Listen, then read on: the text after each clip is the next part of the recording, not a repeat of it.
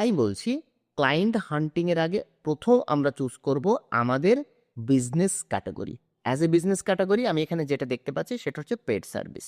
Next 2 মান্থের জন্য আমি 3টে ওয়েবসাইট, ফেভারিট ওয়েবসাইট যেমন 20টা 20 থেকে 21টা ক্লায়েন্ট হান্টিং পদ্ধতি আমি কিন্তু আমার পেইড কোর্সের মধ্যে আমি আপনাদের দেখিয়েছি। সো এর মধ্যে থেকে আপনার বিজনেস এই যে সার্ভিসটা পেইড সার্ভিস আমি অ্যাজ এক্সাম্পল যেটা দিয়েছি এটা পাওয়া যাচ্ছে, সবচাইতে বেশি ডেটা পাওয়া যাচ্ছে এমন 3টে ওয়েবসাইট আপনি খুঁজে বার করবেন।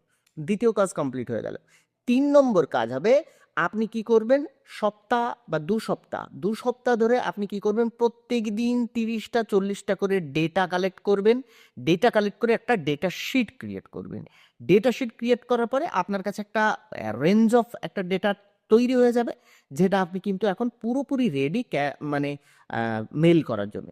দেন আপনি একদিন বসবেন, একদিন বসে একদিনে বেশি মেল শ্যুট করবেন না, 20-30টা শ্যুট করবেন মেল।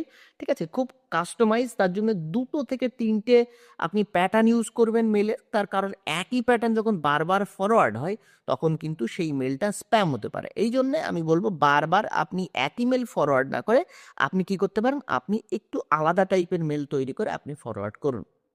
তো এইভাবে যদি আপনি মেইল শুট করেন, অবশ্যই অবশ্যই যদি টার্গেটেড অডিয়েন্স হয়, মানে আপনি যদি পেড সার্ভিসকেই টার্গেট করে থাকেন এবং পেড সার্ভিসেরই পোর্টফোলিও তাদেরকে সেন্ড করে থাকেন, অবশ্যই আপনি সেখান থেকে মান্থলি ক্লায়েন্ট কিন্তু অনায়াসে পাবেন, এটা আমার 100% গ্যারান্টি।